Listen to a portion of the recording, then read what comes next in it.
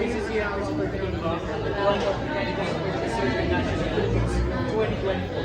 And we are going to introduce our representatives for the Mr. and Miss Culture International 2024 to be held at Jakarta, Indonesia, this June 2024. So what are we waiting for? Let's do this. Before anything else, allow me to express our deepest gratitude to both restaurant and services for giving us such an amazing experience and for sponsoring our place event. So I'd like to extend our gratitude to its owners, no other than Mr. Reynaldo and Mrs. Maria Cecilia. And to give us further details with regard to their restaurants and catering services, may I call on here table their manager, no other than Ms. Monique. Alright, good afternoon. Okay, so let's have a short quick video with regard to their restaurant. So, I'm for your boss of your restaurant. You know, it was right now, and witnessing the customer confident you went before and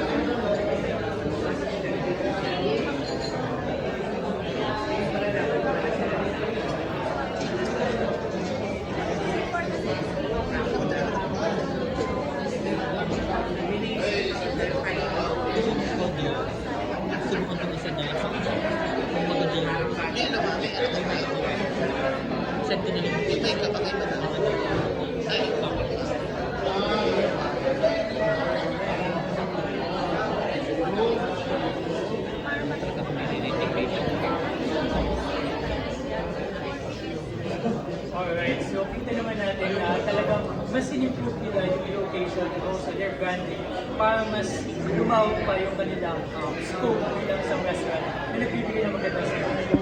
So ang tanong natin, di ba? Pasta Maria is known for its popular palabot and pansit.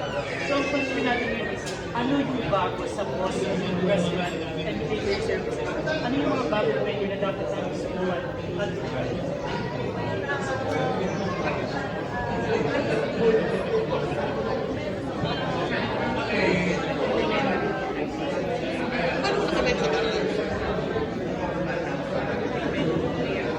Roadcrossville?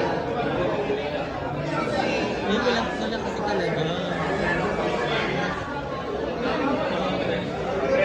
So just recently background Pasta Maria, which is known as Post Restaurant and Catering Services, was one of our sponsors of last week's International Philippines Matapos. So we are really grateful for their continued support in making us more confident when it comes to pageant competition. So thank you so much for this.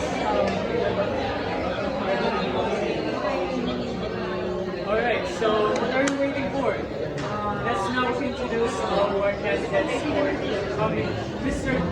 and Miss Culture International 2024. So our Mr. Culture International representative from the Philippines was our Mr. International Philippines runner-up, no other than Mr. Ryan Samok. Next one, our representative for the upcoming Miss Culture International 2024 is our Binibining Lungsod ng Kalakal 2023, no other than Miss Lemon Joy Dumayo. Yes! Alright, so to formalize your candidacy for the upcoming international pageant, may I call on our director for the Mr. and Miss Culture International Philippines, no other than Miss Mikia. Yes! Woohoo! Very good. Malakas ang boses. Hello! Hi. Photo muna po.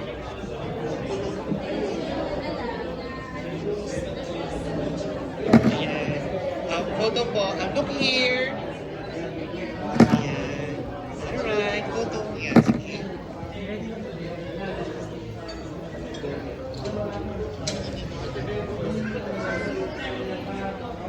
Here. 1, 2. Diyan na sa ilalim. Ilalim na lang. Sa table na lang. Yeah. Sashi. And now now to formalize their candidacy for the upcoming Miss Culture International 2024, here are the sashes to be presented by the national. Yeah!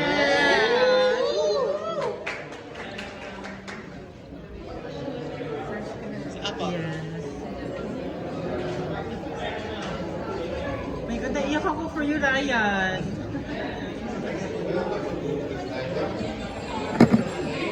Yay!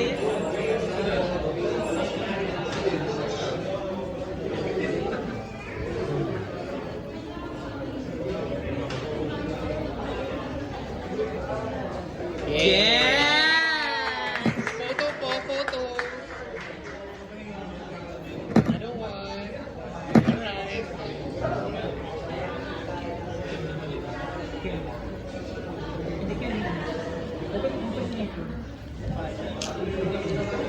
Siya mata Introduce ko lang po. Straight on paper. Alright, so let's give a hand again for the representatives for the Yes! Alright, so we'll now proceed with the question and answer being asked by our media partners. So brace yourselves for their wonderful answers. Yes! Nakalakas pa ng boses.